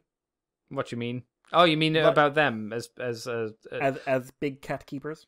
No, there is kind of the implication that they're just treating them like they don't have professional training. There's nowhere in the documentary that suggests they do, but they don't go out of their way to say they don't know what the fuck they're doing, as it were. I have looked into that side of things, and there's a lot of I'm treating it like a big pet, a big money-making pet sometimes. Yes, there is that, but it does seem that they have some caution to it, but not like a huge amount. Not a just sensible a bit. amount, perhaps. No, I wouldn't say a sensible amount. Because I also thought, one time someone was being interviewed by them, they're like, oh, well, I'm contributing to conservation by breeding them. And it turned out he was breeding 2 different species of tigers together. Oh, right. You're not really helping the issue. No. You're just creating a hybrid. Apparently, there's a lot more tigers in America in captivity than there are in the wild, which I thought was sad and funny. Which is actually one of the problems for people in conservation is that if they went, because what they originally were thinking, they'd use that stock to breed Siberians and Bengals and everything else to release them into the wild. Yeah. And now it turns out that if you did take the DNA from those tigers, they're mixed up. They're like 6 or 7 different species, all mixed into one. Ah, right. So the stock's mixed, shall we say. Now, ultimately, I think if it came down to it, you're better off having a tiger in Siberia than necessarily the tiger. Yes. But people if people are looking for the pure strains, anything those people say about being involved in conservation is politely put hogwash. Oh, okay. But I guess it's a complicated thing when you get into the side of things. But how did the murder work into it? Did they feed someone to a tiger? There are implications that one of the conservation people, who is a lady who's presented to be at first to be a very good person, it's strongly hinted that her millionaire husband, who mysteriously disappeared, there seems to be implications that she may have had something to do with it. Though there is no solid evidence. That's how the documentary presents the evidence, and that's what a lot of people's opinion is. I bet she whether it's true or not, I don't know, obviously. But it's worth a watch. Too, by the way, the other side of the fence. A lot of the conservationists sides are equally as crazy as a lot of the people on the other side of things. Yeah. The documentary kind of equates them to be the same side of the coin. Very similar, because they are making money from the tigers anyway that they have, because they make people come in and pay a ticket fee, to keep it going, and they get volunteers to work for free. Work a lot of hours for no money, effectively. They don't breed them as per se, and they don't do the whole here's a tiny lion cub, have a photo with it like a lot of them, but there's still some. It feels kind of dirty on all sides. It feels like everyone's fucking crazy in this documentary in some form or another. It's really worth a watch. It's fascinating to see crazy people do nutty things. At least from my perspective, they're kind of crazy. But what do I know? So I've been watching that. That's been quite entertaining. What else? Blah, blah, blah, blah, blah. Was there anything else I've watched? I don't think so. Oh, I watched Isekai Quartet Season 2. I've done all 12 episodes of that. They're only 15, 10-minute episodes or something like that, so you burn through it fairly quickly, but because it's a small comedy show, and the comedy works for me, I find it very enjoyable. Maybe not as enjoyable as Season 1, but it was still a lot of fun, and it shows more of the... I think the anime that shines best from the 4 that they pull from is Konosuba, as all of those characters are still, they're not like the ones from Overlord who are meant to be like these super overpowerful beings and now put in a comedy situation and now they're funny. It's like the I'd even say ReZero's characters work well there because without the dire situations, this is how they act anyway. But Yeah. Konosuba, like, they just act like this anyway. They act like assholes, and it's that's always what they do. good. Yeah, yeah. Did you see season 1? I can't remember. Yes, I saw season 1. Okay, definitely worth seeing season 2. There's more Aqua, so you'll be happy. She is a good girl. She's really not. Kazuma does some really good fun dick moves in it though, and I still think the relationship between him and Subaru is just perfect because they make legitimately good friends. Yeah, but their thing where Kazuma's just like, yeah, you're great. I fucking hate you now. He's like, oh, I'm stuck with all these women, and it's like, oh my god, the women you have are so good compared to mine. But don't they have a thing where he's being like, which one? One of them is like watching him sleep. I remember that. Oh, I can't. Do you mean in the actual anime, or do you mean in the Isekai Quartet? I don't know actually. Oh, I can't. okay. It's gotten to that stage. I can't tell where the comedy ends and the parody ends and the original begins. In some It'll places. probably be the original because all the Isekai Quartet stuff kind of takes place at the school and nowhere else really. Yeah. But There- I there really is- enjoyed that in season 1 of like they were kind of bonding and were just like, what's the hardest thing you have to deal with? And he says, well, I'm not going to tell him I die all the time. So, the girls are really difficult. Yeah, mine too. Yeah, it's hard having two of them in love with you and you're actually kind of in love with both of them as well. And you kind of think they'd both be kind of okay with the whole bigamy thing. I guess. Yeah. Yeah, great for you. Cut to darkness in the back. Yeah. Yeah, These are my female friends. it's a fun little comedy show. There's a good little bit where someone says something lewd, and Kazuma goes, "Why do I feel like someone's staring at me from behind?" And it's just Subaru looking up, just looking directly at the back of Kazuma. Like, what? So already they've become that close where it's like, yeah, we know each other. It's fine. It's cool. Yeah. So yeah, I watched that. I still recommend it. It's still fun. It's confirmed for a season 3 as well. So I'm not surprised. How does Naofi work himself into all of it?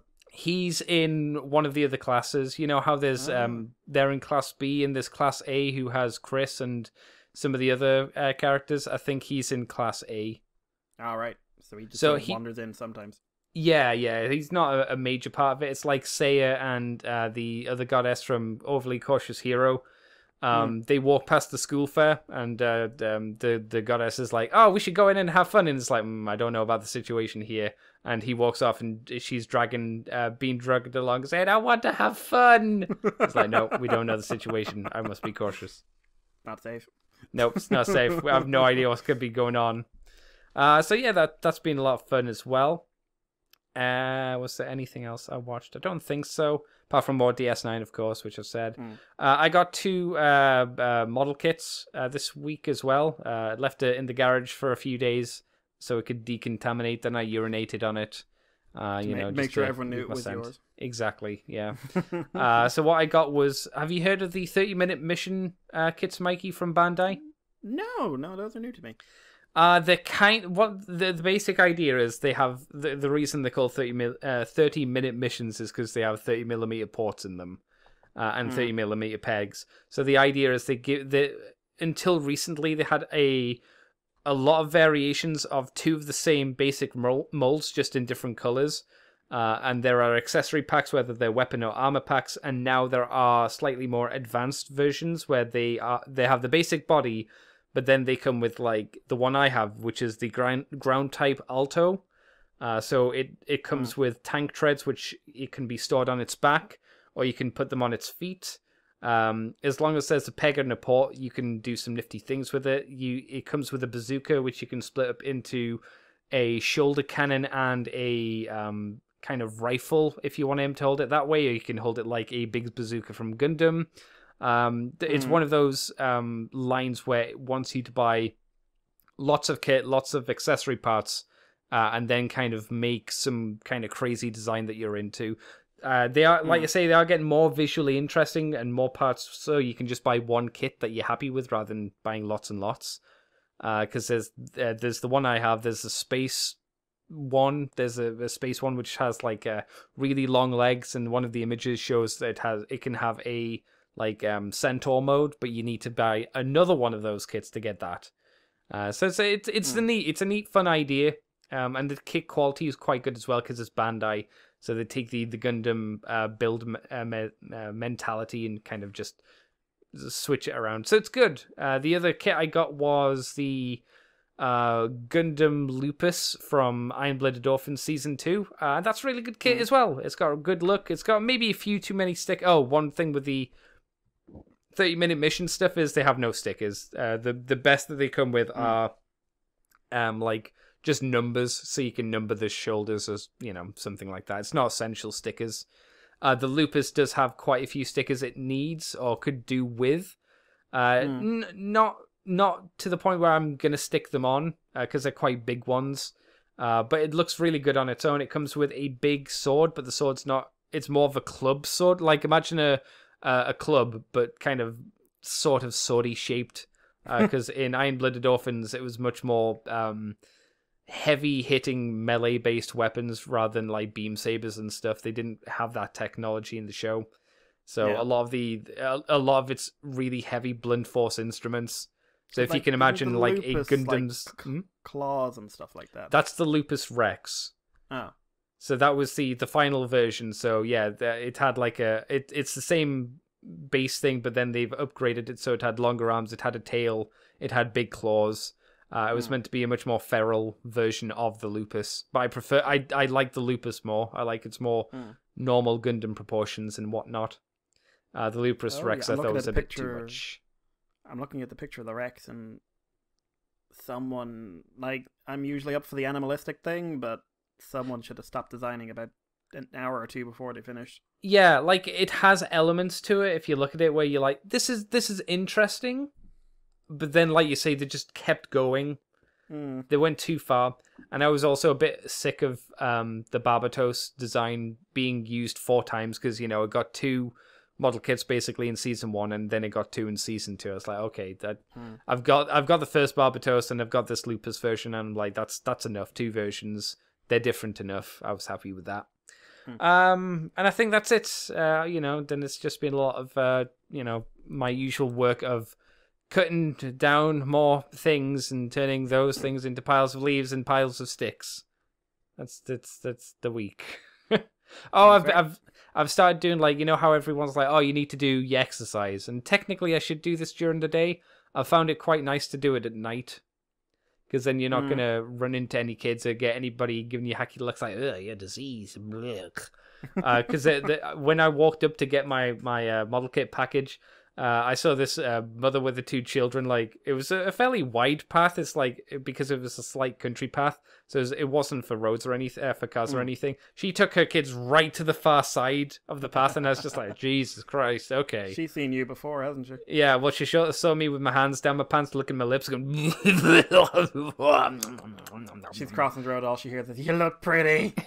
I like the cut of your jib, love. Then a spat in her mouth. As you do. I didn't, but you could do that. You could see me doing it, couldn't you? I wish I could say no, but yeah. So the nighttime walks have become quite nice, and when I say nighttime walks, I mean like once my job is over, which is about 11 o'clock at night, I can then go out for. I don't go out for a huge amount of time because I don't want the cops to pull me over. What you do that not there, mate. But I'm doing like about a 20-minute walk. Like once I do this and once I finish my work tonight, I'll be climbing a hill because we've got quite a big hill. So I'll be walking up that and then walking down just for some. It's something nice. It's also nice to see the. I kind of like. I'm more of a nighttime person anyway, so it's kind of nice to see the stars and whatnot. Even though I've never seen them before in my life. Ha ha ha ha ha. Kill me. Because I live in a town. Yeah. Oh, but the thing to do is about 2 o'clock. Go for a jog around like an inhabited area with a hoodie on. Oh, is that what you do? And bring a flashlight with you, and you can use that just in case you trip anything. And, oh right, okay. You can do a neighborhood watch thing even, like just quickly flash it in people's windows, make sure they're at home, make sure they're safe. Yes, true. There's one problem to your little joke here. I don't like jogging or running. I'm happy enough to just walk. I've never been a jogger nor a runner. Like, you want to get me moving? We'll play badminton. That's it. It's pronounced badminton. Badminton, lads! Whoa! Hey. I want to see that. I want to see like hardcore street British badminton with like for love, mate. That'd be shit though, because every few seconds you'd have to pick up the net and walk to the other side of the road so the cars could go by.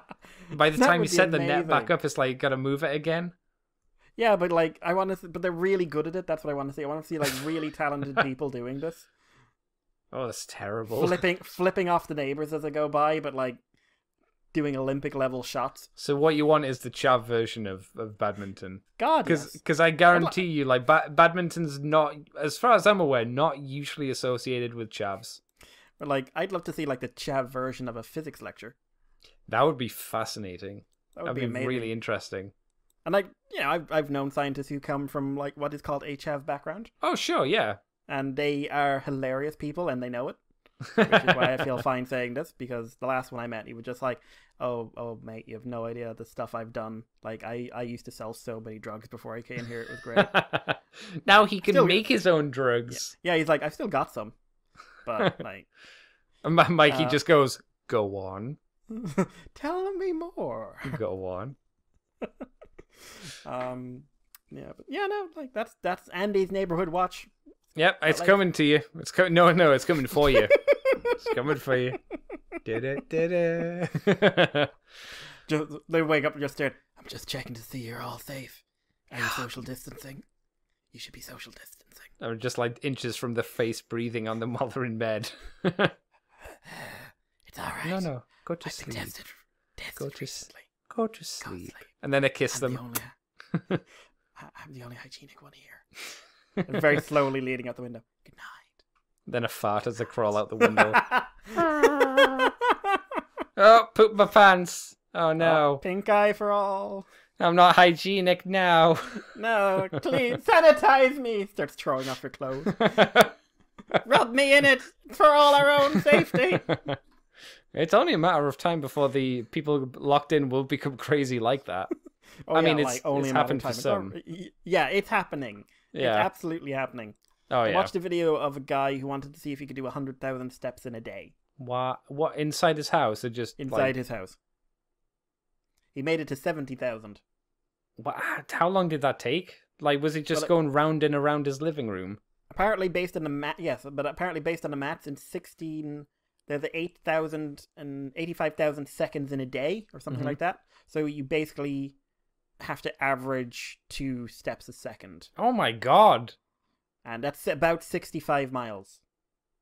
That's a lot of Ah. steps in it. Like 1 second, you got to get in 2 steps. That's like, okay, maybe you could do that for a bit, but oh, jeez, oof. That's Like, the best bit basically was when- running, right? The best bit was when he sat down, and he then went. He's like, okay, I'll take a 30-second break at like 8 o'clock in the evening, hmm and went to get up. His legs had stopped working. Oh So no. he was basically just sitting there apparently for an hour or two, just waiting to regain feeling. I can't feel me legs. Help me! Help me! Oh, no, he lives alone, doesn't he? So no one could help him. Oh. Help me! Oh no! Oh no. Oh, that was And even, something. and even if he didn't, they couldn't Hmm. help because responsible social distancing. Even That in is the, true. even in the home, like That is I'd love true. to pick you up, but 2 meters. I can't risk it. My question for you as well, Mikey, because it just came back to me. Are you peeved with people getting Final Fantasy VII now, who already have it at this point, and you have to wait like a fucking lame-o to the 10th? I would be peeved if I was starting to see it in the feed. They're just like, wow, it's amazing when they do this. Oh, this bit is shit. Oh, this bit is amazing. Oh, this game's the best. Oh, this game's shit. Let me spoil everything new. I would be peeved at that, but fortunately, my feed has been fairly dead in it. Don't worry, So- once the 10th rolls around, that'll happen. Yeah, but once 10th roll around, you won't be talking to me for a while. Yeah, well. No, you won't. Oh. Like, I'll have a stand-in. Stand in, Put my mother Mikey. on. Put my mother on. I'll need you to tell me, like, if it's likely that I'll not be annoyed by the story. That's kind of what I want to know. Will I not be annoyed by it? From what I understand, I suppose it's like, will you not be annoyed by the additions to the story? It might be a better thing because you already know where you'd be annoyed by the story. When I say that, I mean where it ends. Effectively, like, will I be annoyed with where and how it ends? And it says coming soon, part 2, and I go, oh. I'm still trying to figure out how they're gonna break this up because they've made Midgar a whole game. Yeah, they've made about, like, on a long run, that's about 10 to 12 hours. Yeah. If you're like building up your limit breaks and doing everything else out of a game that, again, I have gotten an 80-hour run out of. This is why I want you to let me know, like how well it ends, because and whereabouts it ends, because I'm interested. But I'm like, here's the thing: I'm not gonna buy it when it first comes out because I find that was it £50 for it on new? Yeah. Like that's rough. You never buy anything new. No, not when I can wait and just get it cheaper. Like back in my day, new games were 35 quid. And that was a long time before your day. No, it wasn't. Around PlayStation 3-ish time. They were like 40 or 50 back then. No, they weren't. They were 35. They were. I got them from Granger Games. They were 35. We were paying 40. I remember paying £45 on average for a PlayStation game, and our pound was worth about what yours was back then. I was paying 35. I went to Granger Game. We got a good deal there. That's just because me were I was going to say something absolutely filthy, and I remembered you were a child at the time. So I was just like, oh yeah, no, that would be illegal. That's true. It's true. Mikey, where can people find you on the internet if you want them to? You can find me on Twitter as Irish Paleo. You can find me on YouTube, I suppose. I've been meaning to do something with that for ages. I just haven't had any inspiration. Also, I should hopefully have a few episodes of the Fossil podcast out in the next week or two. Mm-hmm. I've been sort of semi-recording stuff, but like, oh boy, did that fall on the back burner. But if you want to send us feedback, the email is moonbase2@gmail.com, and Twitter, Facebook, and all the other mediums. We'll take anything you like. Also, be on the lookout because we've got an interview coming with one of the Cyberverse writers, May Cat. So I've still got to send Andy the audio for that, but hopefully that will be out for Patreon in about a week or so, and then a week later it'll be out for normal people. But I really enjoyed the interview. May is a really interesting person and quite mad, and she is of the people who only cares about G.I. Joe because Cobra exists. Yay! Well, that's who likes the G.I. Joes from G.I. Joe? Not me. I'm sure someone must have been buying more. Well, I suppose people like Snake Eyes, and people like Scarlet because she's related to Snake Eyes. I always thought the Cobra guys were way more interesting. Personally, my favorite Cobra guy is still that one grunt from Transformers vs. G.I. Joe. Transformers, the one who was very self-aware of the fact he was basically a red shirt. That is the best Cobra character.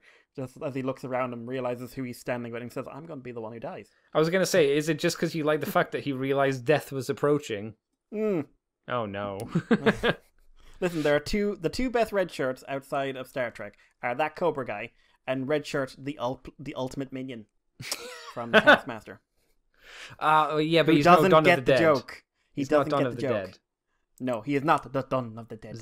Also, I saw a stop motion thing with a toy that looked very similar to the Dawn of the Dead. Oh, the Dawn of the Dead, and I was just like, I need to find out what line that is, but I haven't had any luck yet. Oh man. That's what they're missing from the Black Widow movie, you know. Oh, they're missing a lot of stuff from the Black Widow movie. But that's true. That's true. Like a release date. Oh, yeah. But I really don't like that Taskmaster design.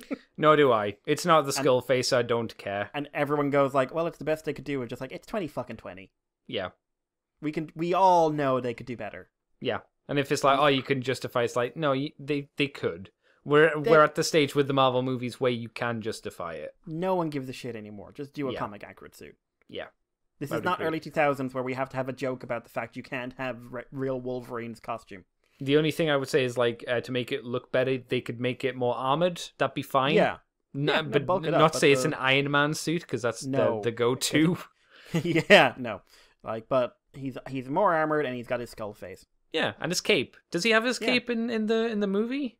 I don't think so. I didn't think so. I'm not entirely sure, but I didn't think I'd seen it either. Taskmaster Black Widow. Because that costume is just dire. Disappointing. He looks like Casey Jones. No, he doesn't have a cape. He uses he's going to turn out to be like something to do with Hawkeye. See, I heard the theories that people said it was the sister from the trailer, and I went, I could see that. No, because I see her teaming up against Taskmaster, but okay, they've got a vague skull look, but no, come on, guys. it's just use a skull skull, face. yeah, exactly. And also, you should do a Taskmaster movie about the best Marvel comic to come out in the last 10 years. It's so much fun. It's so much better than what you're going to do with it. It's so much better than you ever expected or ever should have had for a Taskmaster miniseries. Yeah, it's so good and so tragic. Yeah. And it makes no sense. You read it and you're like, why is this good? This should be shit. There's a lot of Nazis in this. Why are there so many Nazis? Mikey's next baby shower. That's what you're going to say. Just standing there. Why are there so many Nazis? And whose baby is this? Zig Heil, Mikey. Zig Heil. No, no, I won't. But how are you enjoying your baby shower? I'm not having a child. You are now. Just holding up this baby with a little mustache. Where does this tiny Nazi come from? Oh no, Daddy. We also have a new Patreon person. Oh, good. Yeah, May has signed up to the Patreon. So, assuming it's the same person that you talked to. That's terrifying. Yeah, you managed to rope him in. I'm sorry, May, if you're listening, May. I am so incredibly sorry for all the horrible things we say and do. No, to be fair, we say all the horrible things on the free show as well. Yeah, but we just say additional horrible things. Now on the she might Patreon actually have invested money into it.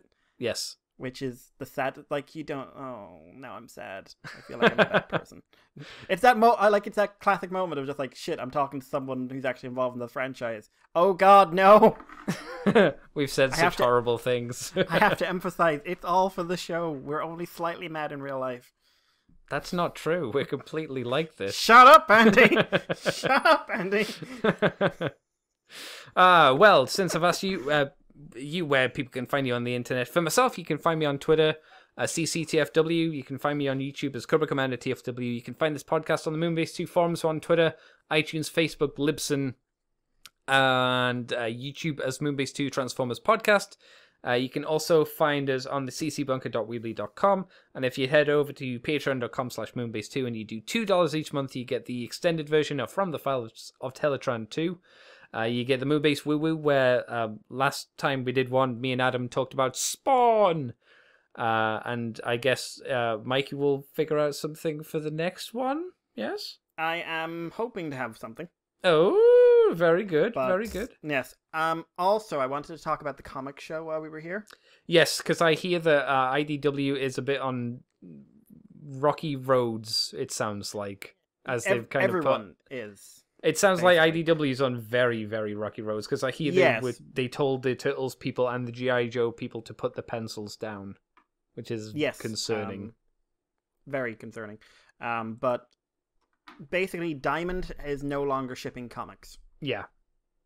Which means no comics are going into main stores, which means no comics are coming out. Yeah. So for the next few months at least, comics are dead. Now, whether this means that at the end of this, IDW will be able to come out the other side, I'm hoping it will, because at least the Turtles book sells well, I know. Mm-hmm. But I would suspect some series are going to not be brought back. I don't know which ones. But the thing is, we will not have Transformer. We have something for the next show, but after that, we will not have one. Even if all this stuff blew over in a month, it would take months for them to get back on track. Mm-hmm. So we'd have at least one, maybe two shows where we've got nothing to talk about. So I want to still do them. But obviously it's going to have to be older Transformer comics. Oh God, not the Marvel stuff.